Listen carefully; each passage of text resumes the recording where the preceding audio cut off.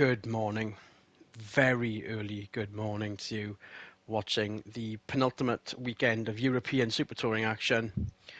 We've got race one coming up, and it's not only a front-wheel drive front row, but the first 4 rows are all front-wheel drive cars. Better performance through the turns, better power through the straights on these cars, compared to some of the rear-wheel drive combatants, especially 15th place, your current potential champion. All he has to do is behave himself and just crop up points where he can now. And I mean, 15th place isn't the best place to start from to get that, but it'll do for now, before Brands Hatch Grand Finale next time by. This is Adrian Michael Rees, and alongside me, trying to keep awake as well. Well, I'm pretty sure we had some decent sleep. I don't know why we do it around Switzerland. It's one of those strange traditions, I guess. Really, Michael Swinnerton. Good morning. Yeah, I guess it is. We've done it in the World Series and now the Euro Series, so it must be a tradition. Which does mean we'll be finished early by the time we get race 2 done later today. Let's see if we can wake up the neighbours.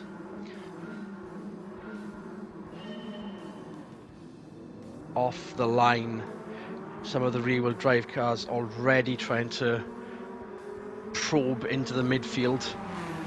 Jarno Capelli's losing his front row start. The 2 of the Works Renaults being swamped. The Peugeots starting to gain ground a little bit. You saw Liuzzi get up to 7th in his rear-wheel drive Hyundai through the sweepers of the infield.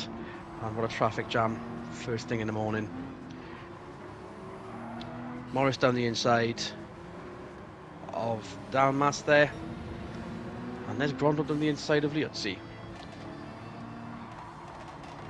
Yeah, at this point in the race, it's just a sea of brake lights until visibility gets a bit better and the sun starts to appear over the horizon.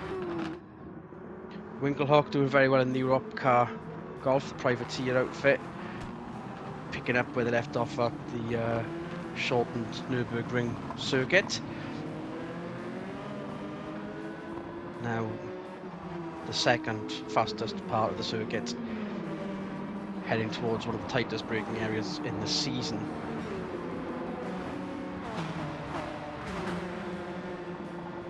Yeah, they're all fanning out as they're all quite bunched up still going into the braking zone for the hairpin. This is probably going to cause a bit of tripping over each other as they go. Relatively very clean so far though. Yep. And what we thought was a massive improvement at the Nürburgring. It might have been a flash in the pan for Radicic, who's back at the rear end of the field. Yeah, they're still just chasing their tail with the setup, it seems. They had it right for the Nürburgring, but that doesn't necessarily mean they've got it right for every track. Here we see Liuzzi trying to move past the 2 front-wheel drive cars that were giving him a hard time in the complex here last lap, although this should be where his car does better than theirs, admittedly. He's gained another place after the first lap there, up to 6. Barbosa doing quite well, 4th. Yeah, Liuzzi definitely leading the charge here out of the rear-wheel drive brigade, considering all the BMWs and his teammate Tassi are outside the top 10 right now and basically squabbling over the last points-paying positions. Which, if you're BMW, this is not where you need to be right now with a championship to think about. Yeah, it's not a good look, especially with Hyundai starting to gain ground. 2nd place in the Constructors' Championship, almost theirs. BMW still leading. Yeah, Hyundai are definitely getting on the back end of Audi for Constructors' points at the moment. And here's the previous race winner into the top 10, Anthony Ingram, but Winkelhock and Tassi might have a say in this. For the braking area for the hairpin. Is Tassi going to go down the inside? 3 wide into the hairpin. Yep. Oh, a bit of argy-bargy. They're going to keep it 3 wide. Almost. No room for Ingram. Winkelhock might have been a bit sympathetic. A little too sympathetic there. Down to 12th. You've got Percy and the Lloyd's boys forward. Yeah, considering Ingram started on the 2nd to last row of the grid, getting himself up to 10th, that's very, very good going, because that's practically half the field in 3 laps. Here he goes again, sticking up the inside of the Hyundai. I think that was just more of a hello, I'm still here kind of maneuver. And it's beginning to get a little bit clearer. So hopefully we'll see them switch off their lights at some point. Less of a traffic jam now as well, as everyone's settling down a little bit. Barbosa with the first flying fastest lap. So he's in a mood today, he's in a good mood. This could be promising for the RCZ's first best performance of the season outside of perhaps the Alsace there. Yeah, I feel like it does seem like Peugeot may have turned a corner a little bit with their performance over the course of the year. If we remember back to the early part of the season where they were qualifying well and then just going backwards over the course of the race, they do seem to be sticking it with the rest of the works teams a little bit better now. Nielsen's still in second. There's his teammate Morris trying to get around the outside of Barbosa, but still to no avail.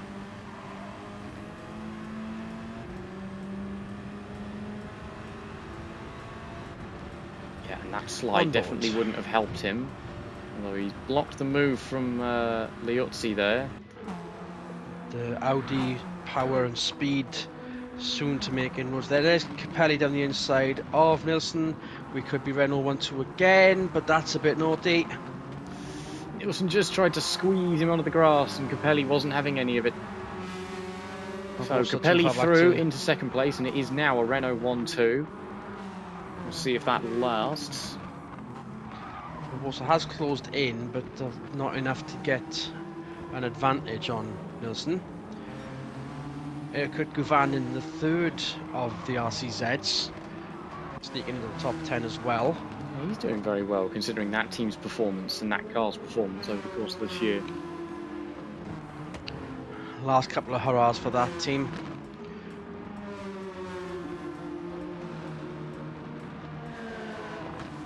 We're expecting to still see about 6 privateer cars next season, including that pea green Scirocco. I believe Ingram might not be on for that car next season, so there's a free slot at the very least going begging. 2 other slots are now known to be available as well. One of the Lloyd's drivers, you got Steve Percy there, going national British championship racing again. And the same can be said for Sean Morris as well. They're both heading back home. Yeah, they've had a fun time out here in the Euros, but they've decided that what with the travel commitments and the budget and everything, it's just a little bit beyond their means to commit to a second season, sadly. So they are moving on to, I wouldn't say smaller affairs, but no doubt things that will be just as much fun for them to do, where they can showcase their talents. With Sean Morris, it was definitely family commitments, but as you see here, he is not just sort of phoning it in. Top 6 currently, doing the job professionally for Volkswagen. Yeah, well, still got points to think about. They might not be at the top end of the sharp end of the constructors' titles or the drivers' titles, but every little helps, getting them just that little bit further along. Liuzzi down the inside almost of Morris there.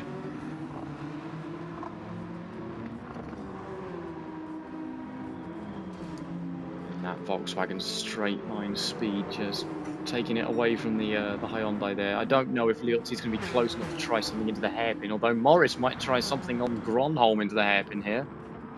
It's almost on. Making the intention known. He's got there. It is on. Has he got the momentum though? Gronholm got the better run out the hairpin though. Can't quite keep it committed for a drag race down the start-finish straight. Speaking of which, further back you got Kubica starting to sneak in towards the top. Sorry, Maro Heidfeld. And Kubica, they're both following each other through here. Ground has been gained. Winkelhock and McNish. Winkelhock isn't lying down. isn't just going to let this one go just because Kubica has taken the championship and run away with it a little bit here so far. He's still a car on track to race. And with the Renault 1-2 still not making too much of a dent into the top 3, it's very much BMW, Hyundai and Audi for that particular championship. Liuzzi and Gronholm are second and third respectively, but there is nearly a 90-point gap potentially from what I've projected so far with where everyone's sort of finishing for this particular race.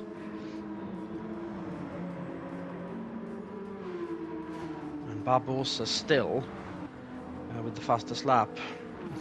It's a cooler temperature than normal first thing in the morning. And that might be helping them. Whoa, that's very sideways for the Volkswagen.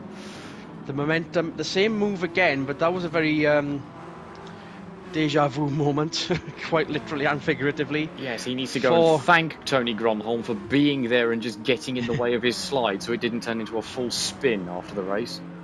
Sean Morris still living up to his former British glory. But he's got a run on Gronholm into the turn 1. Lets it go. Gronholm with a slide now. We're almost halfway there. Is this where the light the tank means the car's harder to handle? It might start making a... Well, its presence known as we saw another wiggle from the Volkswagen there. It also depends on how much they've set the car up for mid-corner rotation, because then if it's set up, you know, in an incredibly oversteery fashion for mid-corner rotation, then the lift-off oversteer is going to make itself known a lot stronger than with a more stable setup on the car. And now we've got Barbosa starting to make a threat on Nilsson. I wonder if Nilsson's suffering the same slidey problem that his teammate is, which is what's allowing the Peugeot to have a crack here. You'd think the Peugeot would have the same kind of side effect. Ooh, yep, there's another sideways moment from a Volkswagen. So both of them are having the same issue here. And it's still a front-wheel drive top 6. Liuzzi is not making a dent into this at all. Govan is 8th. Some of these French teams have discovered a bit of power between the Nürburgring and here. Here's Tassi now, the momentum, surely. Yeah, he's going to get himself nicely alongside here. Not much Govan can do about that, I don't think. Yeah, through, cleanly through, cleared. He's now free to go and catch his teammates, I feel. Who's just got past Sean Morris. Ahead of Morris. Nilsson. These Volkswagens have decided they want to be drift cars, apparently. They don't want to take part in the European Super Touring Championship anymore. They want to go and play in Formula D. And of course, the circuit's too long. All that.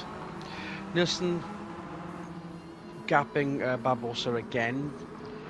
But we'll soon see what happens now. Down here comes inside. He had a look. Okay, now with a slight sweeper heading towards a long straight through a tunnel into the hairpin. This should be where Barbosa now side by side, but we've seen it before with Morris and the Audi. The momentum that Nilsson might have on the exit is okay. It's not there. Got him. It's a French un, deux, trois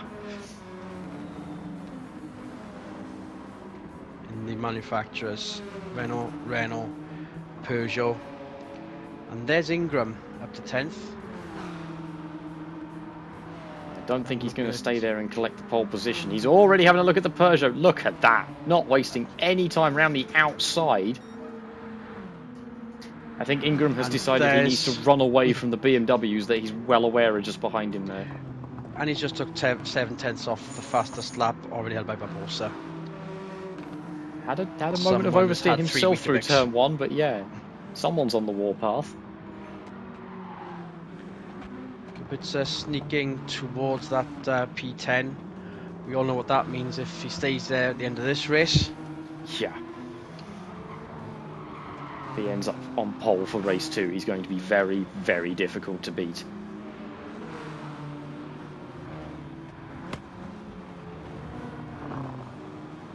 And it is a lot clearer, but the lights are still shining. Some of the cameras around here are a bit more high-tech than at other circuits, purely for how dark it actually is when you look outside the window.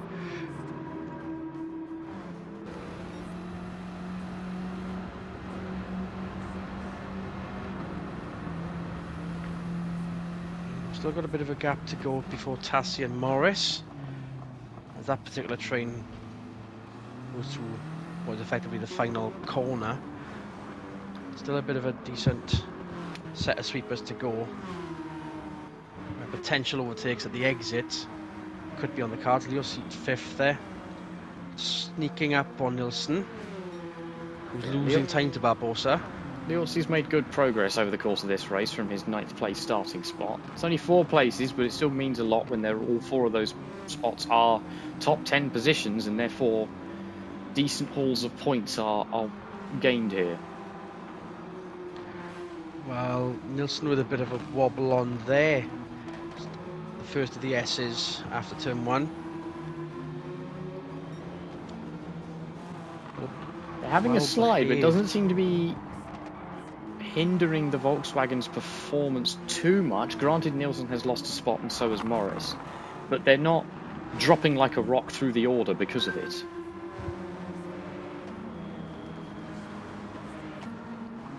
But then, what a dive from Liotzi, as Nilsson might have lost a bit of top-end power there before the braking area. I don't think he's going to be able to try anything into the hairpin here unless Nilsson has a huge slide going into it, which is not out of the question, of course. Okay, a small slide, but it actually helped That didn't him. look But like Liotzi has actually managed to grind down on it.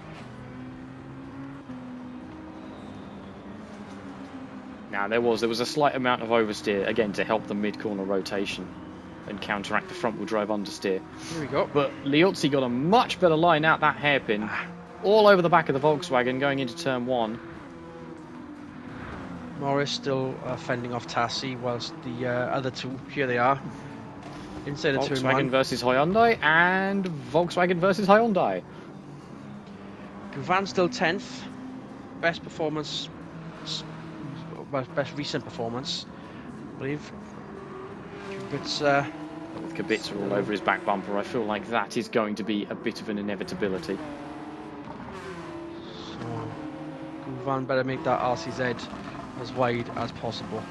It's already fairly wide.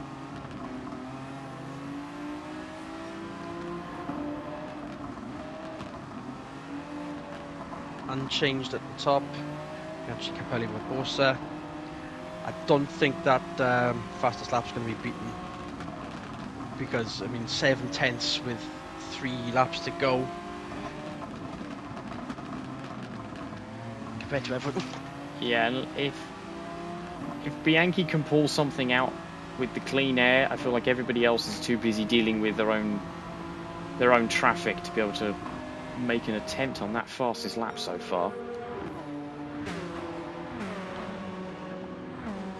So the battle for the podium positions might still be there. We did see a brief glimpse of it, but here's Kubica, P10.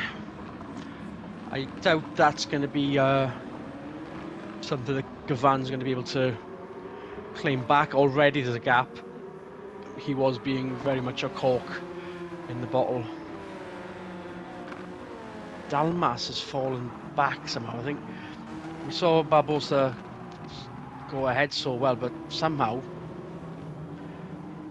I'm pretty sure that other RCZ was doing quite well, and almost like a sleight of hand, like the worst magic trick possible to lose ground.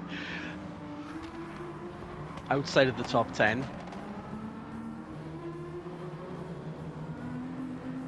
Liuzzi is up to third. Yeah, evidently quite a bit happened in those last couple of races, because laps, because Liuzzi's now third, taking that off of Barbosa. The two Volkswagens are now next to each other with an Audi in front of them. Tassi's now behind them all. Meanwhile, Ingram has now got to run away from Kubica, who will be coming in a hurry.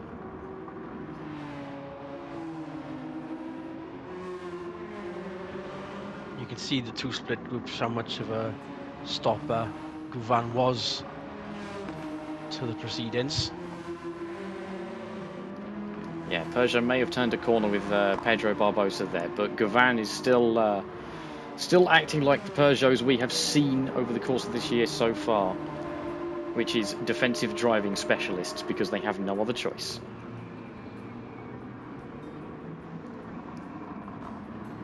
In the battle for the minor points then, you've got McNish trying to get past Winkelhock, and in fairness, compared to the rest of the season, the Lloyd's cars this is probably their worst performance so far this year, but still good nonetheless considering a privateer outfit. Meanwhile, here we have a Volkswagen Civil War squabbling over who's going to take the fight to Gronholm there. But they've got to be careful because Tassi is now very much in the mix. Might go past both of them if they're not careful. They weren't careful, and Tassi's already split them. That's a wiggle. That's another wiggle. Wiggle. But the Morris Scirocco didn't have the same wobble on, but it has had a lost position on. Tassi up to 7th. Hyundai have pretty much behaved themselves all year. One win and potentially second in the championship as they close it on. Very close. Nilsson seemed to be earlier and earlier on the brakes than everyone else through that particular turn. We saw it earlier. Thought it was a performance issue, but it's a driver performance issue. Don't think it needs to brake that early to get through that turn. Well, bearing in mind the amount of downforce they're putting on a car will also affect their braking zone, and that's a lot of sideways. It kind of helped. But yeah, you're right. Hyundai have just played it very smart and quietly for their first season of competition here. They have had their ups and downs, but just been consistent, finishing in the points, got the odd win, got the odd podium here and there, and it looks like they're going to get another one this time round. As Tassi has a run on Nilsson, probably going to get that done into turn 1 unless something. Wow! Like another slide, but the momentum is still in Slide Nilsson's job, hands. defensive door slam. Last lap of the race. We have got a straggler that I'm not too sure if it's still too far ahead, and it's everyone's favourite YouTuber, unfortunately, in the other of the Vodafone. He's still learning, bless him. He's going to have to spend this year learning. But Liuzzi, I mean, had we been, a longer race, would we have seen this Hyundai getting higher than even the second place that it's aiming for right now? I think if Liuzzi had qualified higher up the grid, we would be looking at a Hyundai race win right now rather than a Renault win. But Liuzzi's definitely in position to spoil the 1-2 finish. It depends on, is he going to send it up the inside into the hairpin? He's a little bit too far back, but that might not stop him trying. Well, they're both on one win each this season, Renault and Hyundai, but it looks as if Bianchi has been playing blocker to Capelli this whole time. Yeah. And case in point right there. It's a 1-2 for the French outfit. Been a long time coming, especially in the Worlds, let alone the Euros. And another win in the bag for Jarno Capelli. And the morning run around Deep Forest comes to a satisfying conclusion. But then minor placings, Barbosa, very good run. Shame he didn't get the podium. Ingram in 9th after a good run from the back. It does pale in comparison to the race win, but it's P1 for Kubica. I think we're going to see the championship decided in the next race if all goes swimmingly. Vettel, one of the major finishers, but yeah. that was a mild but still entertaining race nonetheless for the breakfast slot, shall we say, around Switzerland. Speaking of, we'll go off to that shortly. But how was it, Swinny?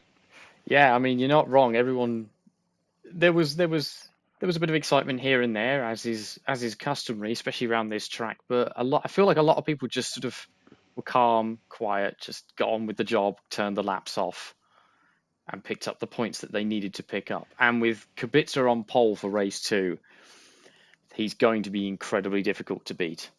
It'll be a minor miracle if someone manages that. Just a reminder then, it's still the same 30 points for the win as it would be in the Worlds.